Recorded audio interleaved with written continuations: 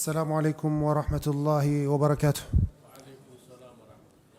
الحمد لله على إحسانه وشكر له على توفيقه وامتنانه، وأشهد أن لا إله إلا الله تعظيما لشأنه، وأشهد أن محمدا عبده ورسوله داعي إلى رضوانه وعلى آله وأصحابه وإخوانه. أما بعد، لكل شيء إذا تم نقصانه فلا يغر بطيب العيش إنسان، هي الأمور كما شهدتها دول، من سره زمان سأته أزمانه. إخواني في الله, we are reaching the conclusion of our lecture series regarding the history of the Muslims in Andalus, the history of Muslim Spain and Portugal, from conquest to our eventual defeat and our fall. Tonight, inshallah, we're looking at the fall of the last area that was owned by the Muslims, the fall of Granada, the fall of the last area of Muslims, Granada, and the fall of Andalus. And thereafter, in the forthcoming lectures, we shall look at what happened to the Muslims of Andalus, that none of them remained upon those lands. We shall look at that in the forthcoming lectures, inshallah. For tonight, we're looking at the fall of Granada, the last area of Muslim Andalus. Ikhwani fillah, in the previous lecture, we mentioned the one we lost Cordoba, the capital city, in the year 633 of the Hijri calendar. We lost Valencia 636, Jayan 643. Then we lost Sevilla in the year 646. By the time it reached the year 709, we had lost many areas of Spain and Jabal Tariq and Portugal. All these areas was gone. The only area that was left for the Muslims was a place called Granada. That's the southeast of Andalus. Southeast of Spain, this area, or this province called Granada. Granada is the only area that was left for the Muslims in Spain. All the Muslims that were expelled, they were defeated and they were chased away from the other lands, Barcelona, Toledo, Batalayos, whichever area, they all gathered in this area called Granada. Now let us jump history from 709, let's go to the year 871 of the Hijri calendar. This 160 years approximately, nothing much was happening with the Muslim area of Granada. Why?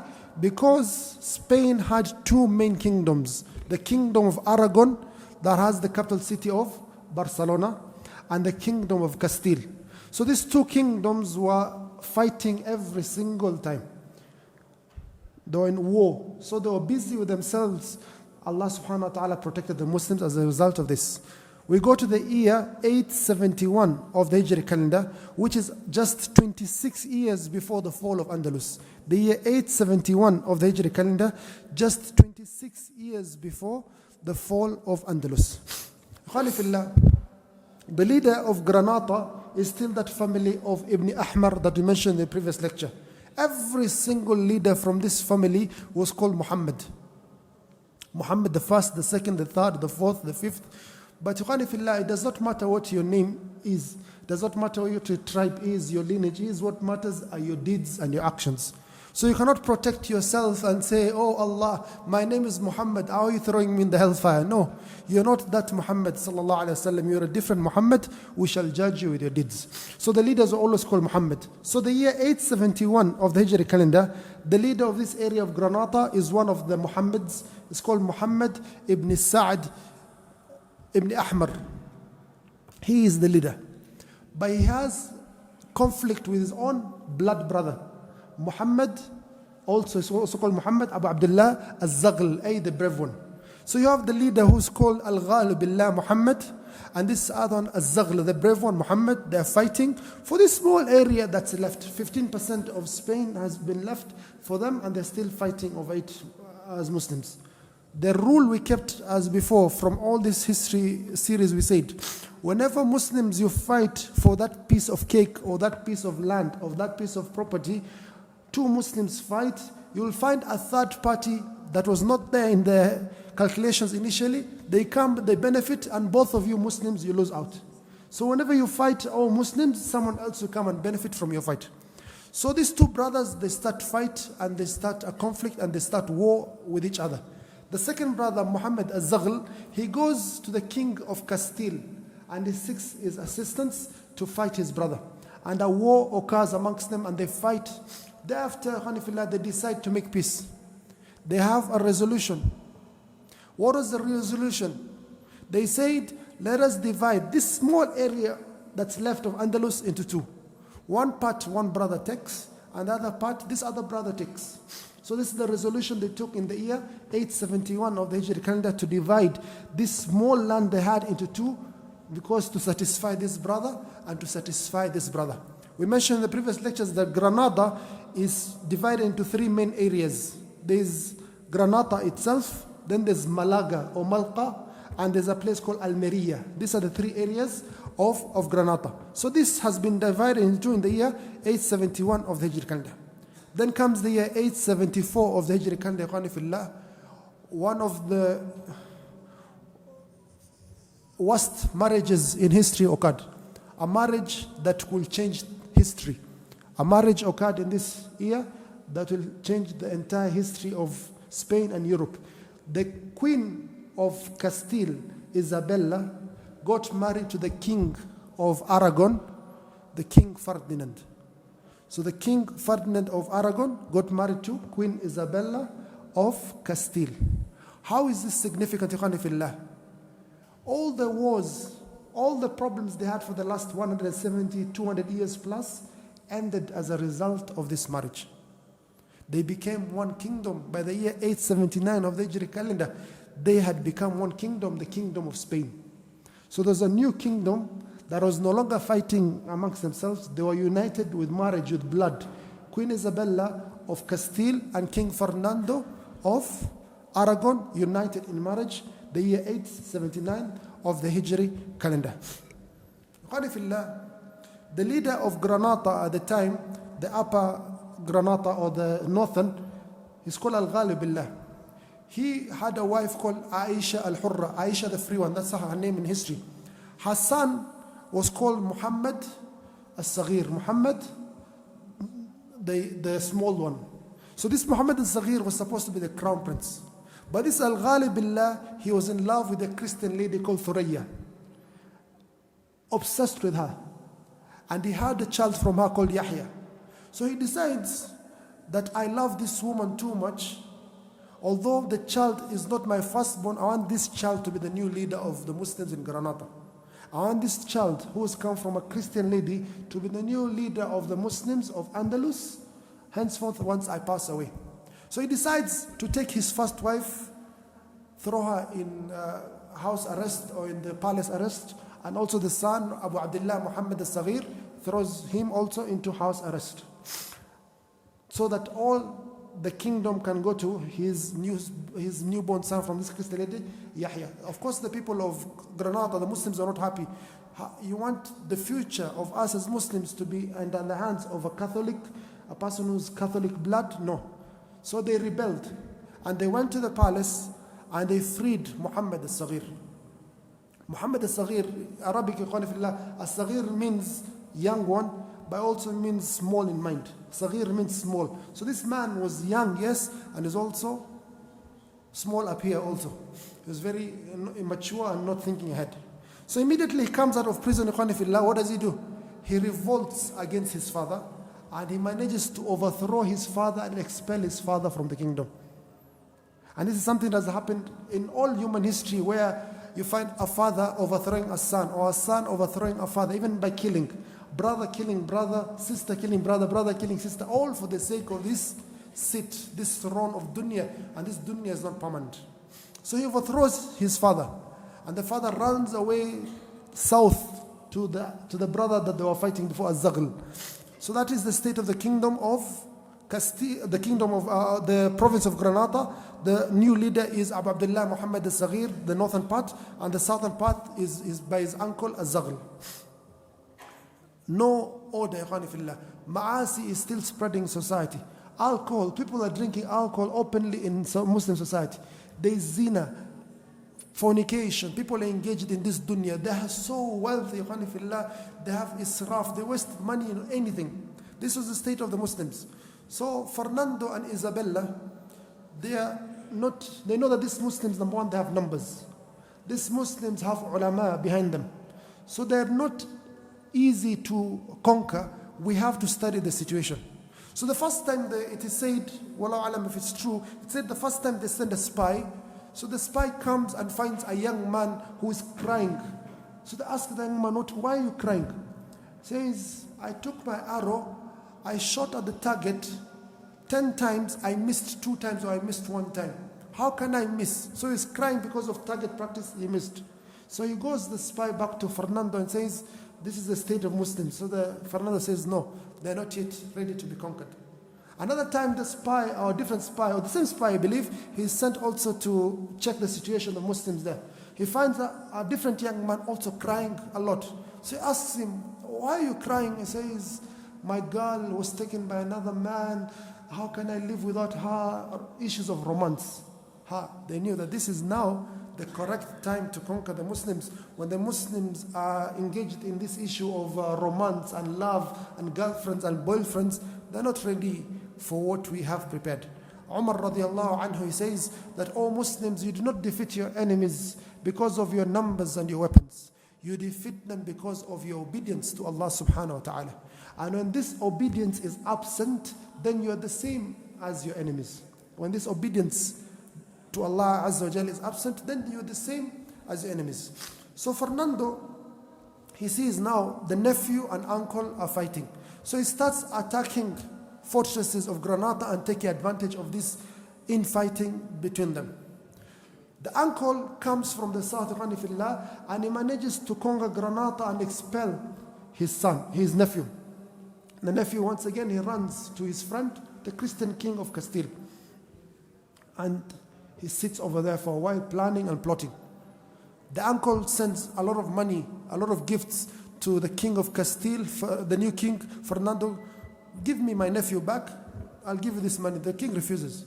He totally refuses. He has an agenda, he has a plan he wants to implement. He wants to use this son to hit the Muslims, to make them collide, to divide them and conquer. That's the correct way of dealing with Muslims. If you want to conquer Muslims, we have studied historically, divide them and you shall conquer them. Divide them, whichever means, tribal, racist, family ties on the seat, whatever means you find to divide them, that's how you shall conquer them. So he refuses to give the nephew away. So then they plan with the king of Castile. The king of Castile says, let us do this. You as Muhammad al-Saghir, look for some of your friends, some of your colleagues, an army, small army, no problem, I'll support you. Attack from the north. I will attack from the south, Malaga, and we defeat this uncle of yours. This uncle of yours is brave, yes, but you can defeat him if we attack him from multiple locations. So he starts, Muhammad al-Saghir, his attack from the north, and the king, Fernando, and Isabella, Queen Isabella, they start the attack from the south. The Muslims, they fight. But they're defeated, and the state of Malaga is taken. Granada is taken by Muhammad al-Saghir. Malaga is also taken by King Fernando. The uncle al-Zaghl runs away to a place called Wadi al-Ash, or Wadi Ash, and he forms a small kingdom over there, a small tiny kingdom that's not even worth mentioning historically. So now the leader is Muhammad al-Saghir of the northern part of Granada. The southern part has been taken by his friend, the king of Castile, and Aragon, King Fernando. So he goes to King Fernando, he says, thank you, you've done as we agreed. Now give me Malaga as you promised. He says, no, I don't want to give you Malaga right now because it's not safe. Your uncle can come back anytime and take it. The same story they said 150, 200 years ago when they took over Tarif. They always break the promises. أَوَ كُلَّمَا عَاهَدُوا أَحْدًا نَبَذَهُ فَرِيقٌ مِّنْهُمْ. Allah subhanahu wa ta'ala says, إِنَّهُمْ لَا أَيْمَانَ لَهُمْ. Allah says, لَا أَحْدَ لَهُم. They do not have that, they do not keep their word. They do not respect whatever agreement you've signed. So he took over, Fernando, he took over Malaga. Then a few months later, less than 2-3 months later, he declared that every Muslim that's living in Malaga is a slave, is property to be sold and bought. So all the Muslims of Malaga were enslaved. So the only area that's left right now is Granada. Granada, there's an army from the south that has entered because of this betrayal of this Muhammad al-Saghir. And from the north, of course, there's the kingdom of Castile and Aragon. Where are the Muslims going to go? So the year 895 of the Hijri calendar arrives, and the Muslims are besieged from all sides. So Muhammad al-Saghir, he's told, now you have to surrender to us Granada. without any conditions, you have to surrender to us, Granada. The Muslims, when they had this news in Granada, they got a lot of religious passion. A person amongst them is called, I think, Musa. He started inciting the Muslims to jihad and to defend their lives and their property and their deen. So they started an insurrection or a revolution to defend themselves against these enemies. But they were not ready for this large army. So they fought for a while, 7 months, 9 months. They tried to defend their land, to defend their honor, but they were not able, or they were not very successful. So the King Fernando and the Queen Isabella, they sent a treaty and agreement to Muhammad al-Saghir. They tell him, surrender and give us the keys to Granada, and we shall give you 67 conditions we are going to comply with. We are going to respect your houses of worship. We are going to respect your lives. We are going to respect your property, your women, your Islamic laws. We are not going to cause you any harm. Just surrender and you shall be one of our leaders or one of our ministers in our government. We give you these 67 promises we make. So Muhammad al-Saghir, he looks at this agreement and he thinks for a while, I have gotten now a way of escape, a way of escaping these people. Let me accept this agreement, but I give my own 2 conditions. He says, condition number 1, King Fernando and Queen Isabella must swear that they shall abide by this agreement. They broke their word with the issue of Balaga. They've broken their word so many times with breaking the treaties. So right now, I want them to swear that they shall keep this agreement. Of course, it's the easiest thing for them. We swear we shall abide by this agreement. It's lip service. It's very easy for them. Number 2, to ensure that your swearing is honest, we want someone respected by you as the King of Spain that will uphold the terms of this treaty. And we want the Pope in the Vatican City to also sign this agreement, that he will be the overseer of this treaty. So let him also sign.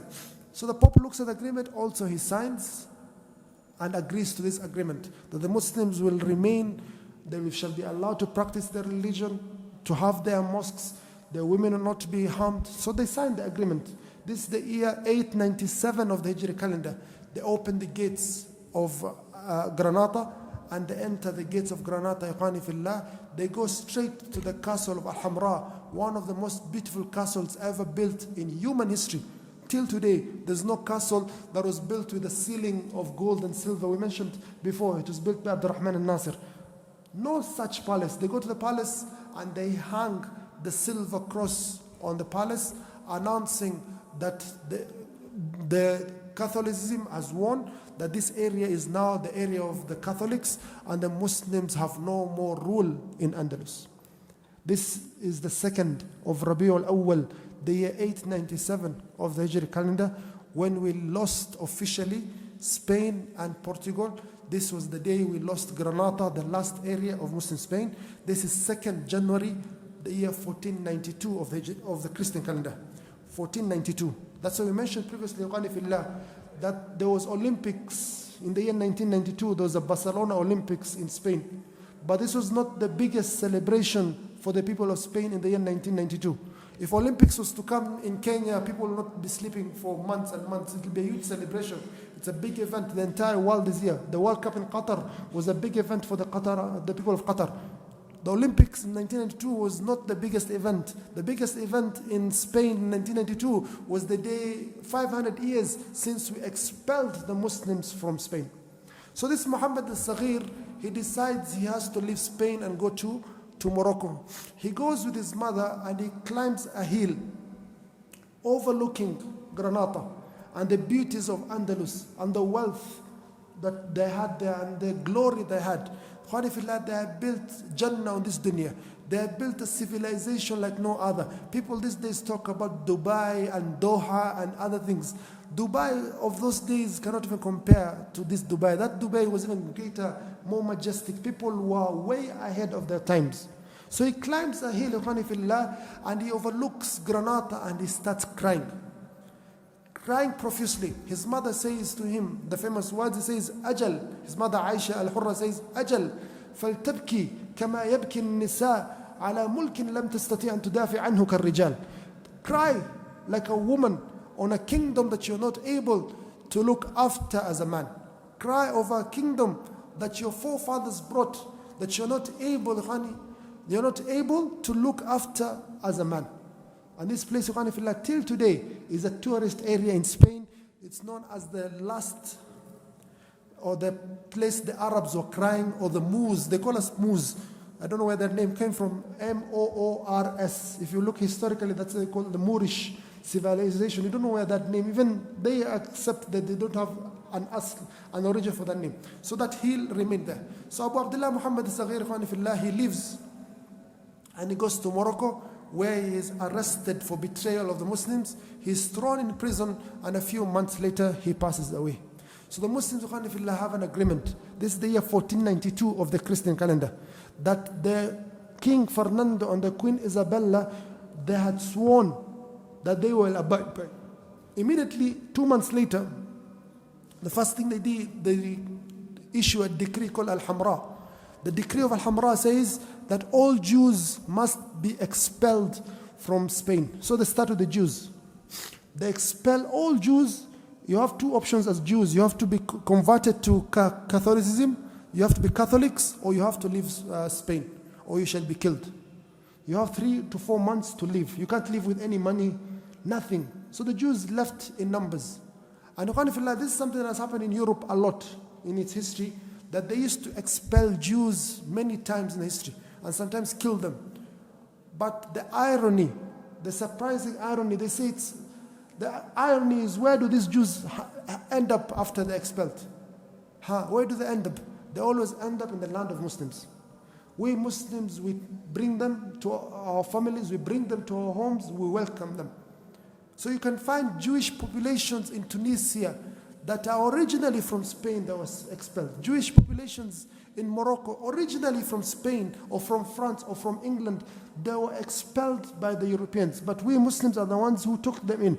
Even after World War II, when they did the Holocaust and everything, the Jews, they ended up in Palestine. We welcome them to their home, and you end up with no home. It's one of the surprising things. You welcome them to your home, and you end up with no home. So this is what happened to us. So the Muslims had signed the agreement in the year 492 of the Hijri calendar. The Jews were expelled a few months later.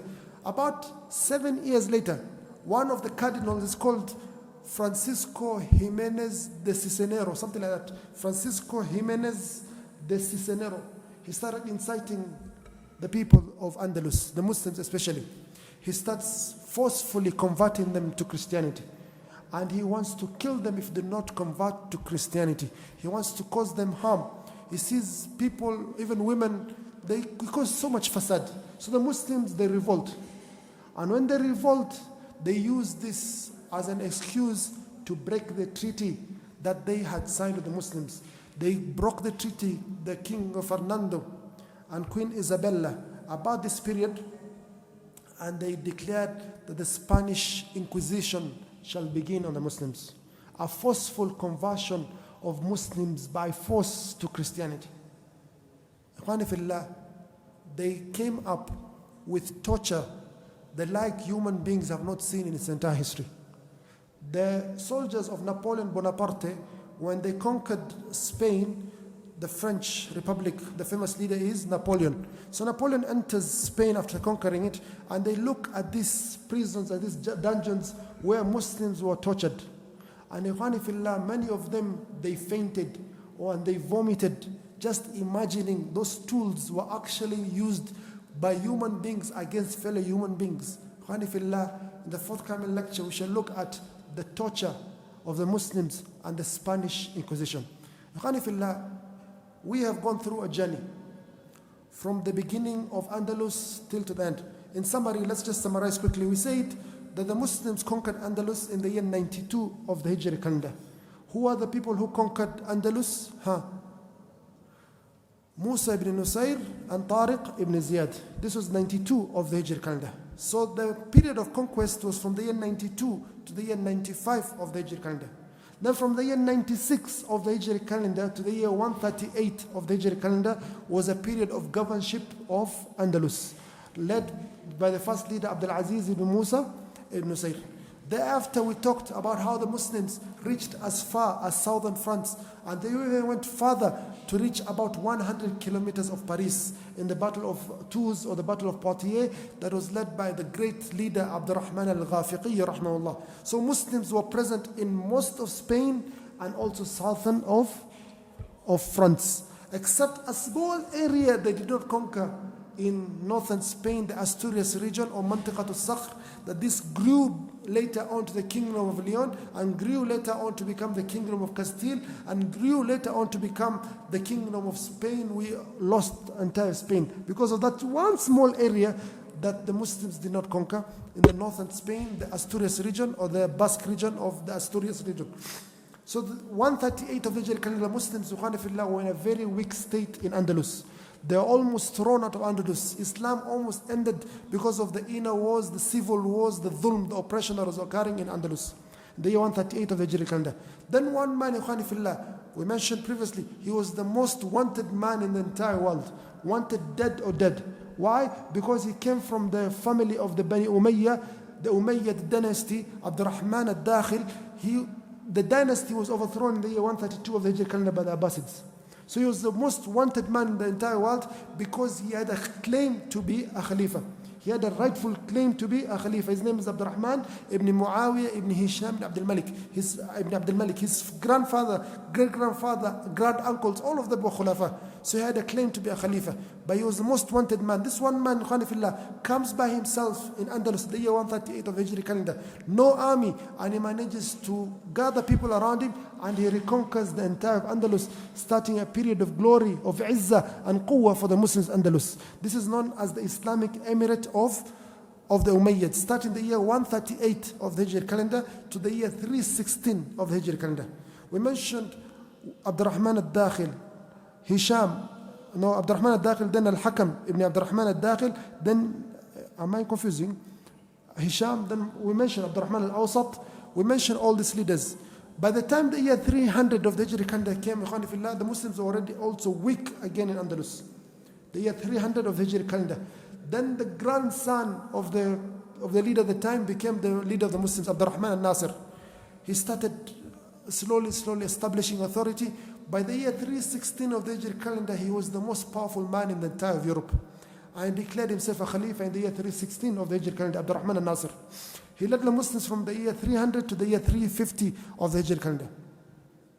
Then he passed away. That's the strongest leader ever produced by Spain. If you asked who is the strongest leader ever produced by Spain and Portugal, it's this man, a Muslim man, Abdurrahman al-Nasir.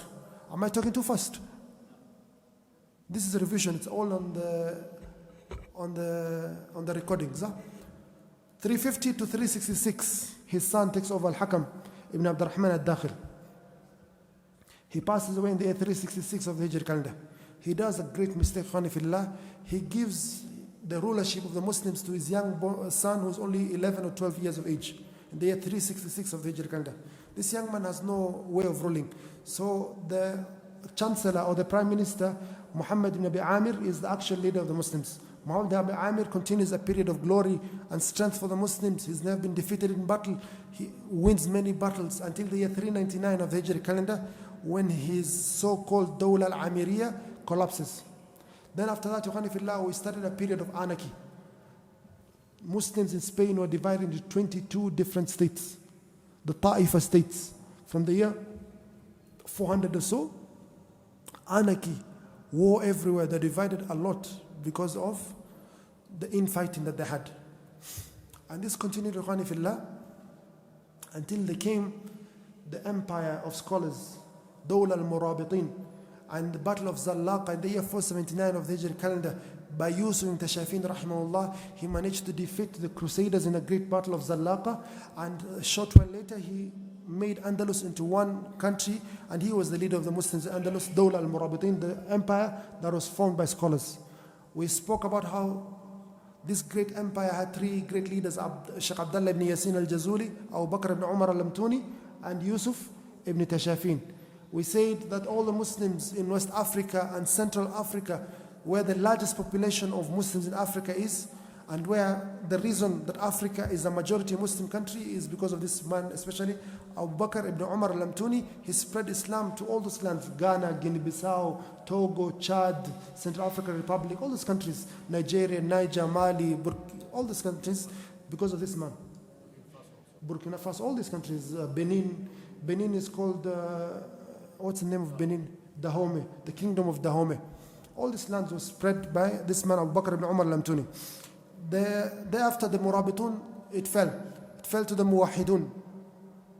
Muhammad ibn Tumirt, Abdul Mu'min ibn Ali.